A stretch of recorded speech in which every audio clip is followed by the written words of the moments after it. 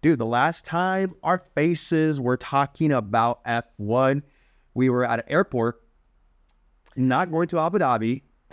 That's right. We were to Portland, but we were talking about the Abu Dhabi race.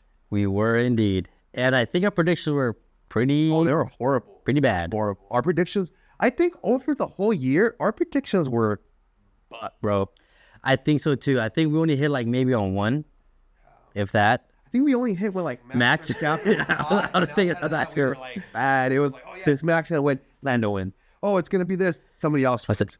But yeah, I mean, overall, we have fun with the predictions, with the odds, and we're still gonna be doing those. But let's talk about how we got into F1.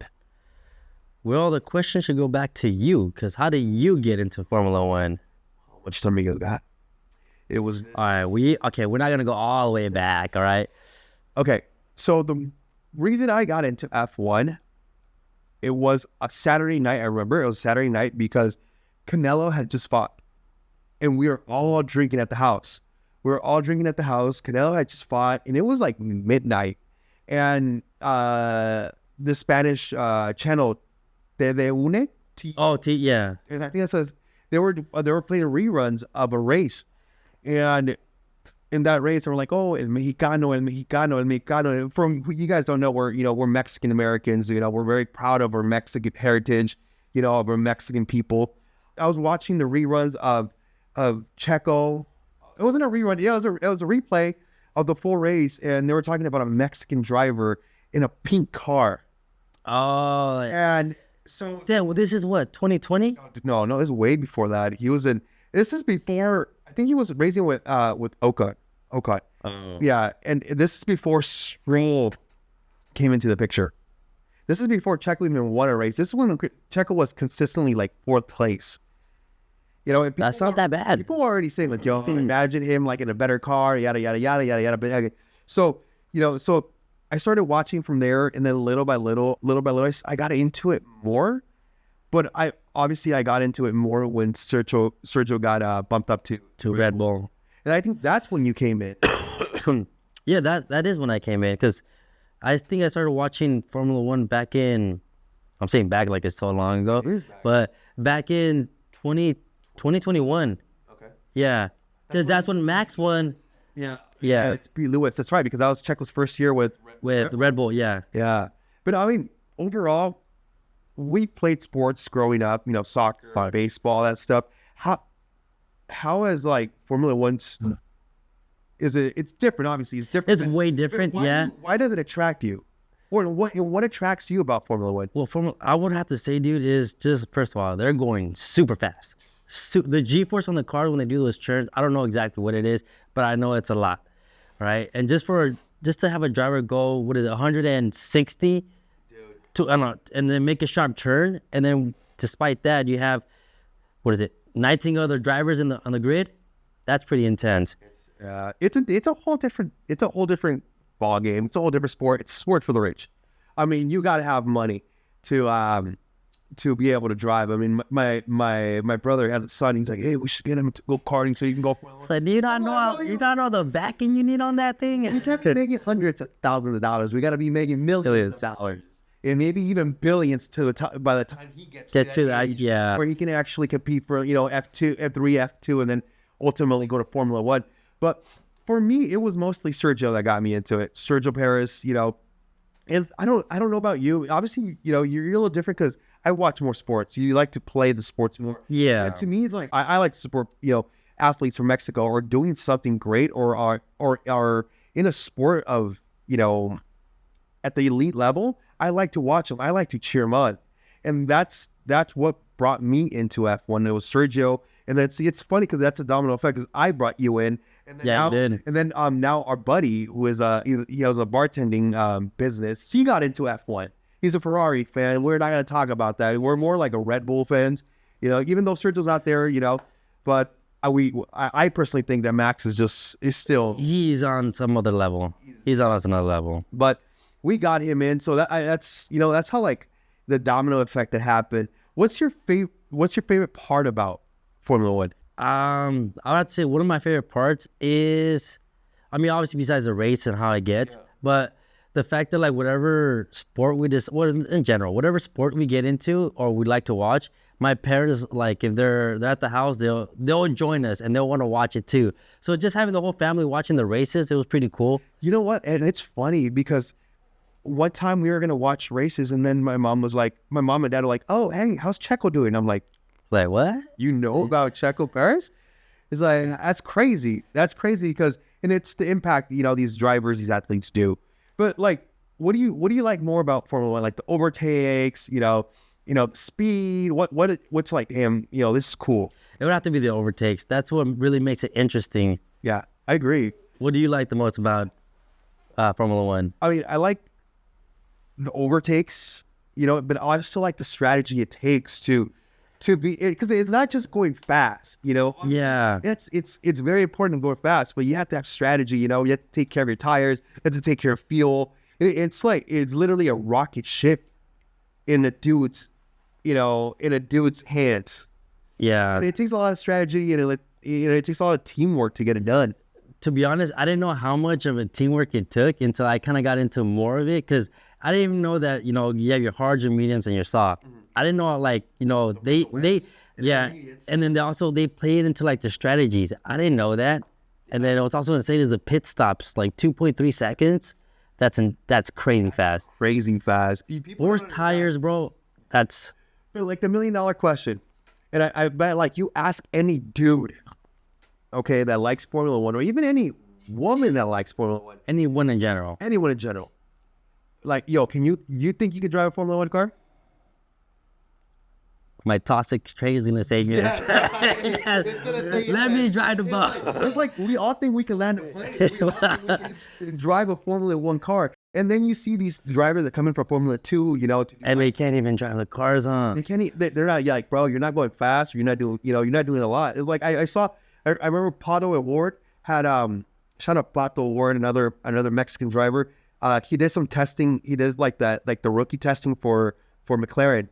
And he tried to gas it and do an He just whipped on him, or it whipped on him. It went out of control. And he's like, it's a whole different beast, dude. It's a rocket ship that you can turn going super high speed. It's a crazy sport. When I started watching it, dude, I used to wake up like to see practice 1, free practice 1, free practice 2, free practice 3. Yeah, I know. You would call me at 3 in the morning, 4 in the morning. Hey, are you gonna? I was like, bro, no, not today. Especially because we're in California, so our time schedule is messed up. We're watching races at 6 o'clock, 5 o'clock. So they have like, for example, the qualifiers is at 5. I'm watching free practice 3, like at 2 o'clock in the morning. And I used to wake up and watch all that. I kind of like dim it down a little, like my body. I'm getting older. I'm like, how do I get to do that? But you were never into like the free practice 1, free practice 2. No, not the first 2 seasons. Free practices. Yeah, I wasn't into like the third. Like I would go over to your house and we'll just watch it. I'll go over to his house like at 5 in the morning. What is it? 4:30 actually. 4:30. We'll have some coffee, bagels, and watch the races. Oh, remember those days? Yeah, but you're more into like the sprints, the qualifiers a little bit. But obviously the race, Yeah. It's obviously everybody has like thing. Have you watched Drive to Survive? I have not watched. No, I haven't seen it. I heard it has a lot of drama in it, so I don't want to. Yeah, well, yeah, that's what sells. Yeah, but I have never seen it. Have you seen it? I've tried to watch one episode, but the thing is that it's like a season back. So I was like, I already know who won. I already know what happened. But yeah, because you watch them consistently. Yeah. I wasn't in it for the drama. I was like, it's like, okay, for somebody that's not into the sport, like full in like that, I get it. It's made for the American fans, because the American fans love freaking drama. And then let's not talk about the Mexican fans with all the novelas and stuff like that. But they like the drama, but I was more about the racing than the actual drama. How do you feel though that now that Checo's not going to be in the season? I don't know. Well, do you think you're going to be watching as consistent? We have to find out. I really don't. I mean, yes, because I like Formula One, and I mean Checo was my favorite driver, but I mean, shit happens, right? So I think I'm going to continue to watch it the same way I was watching it before.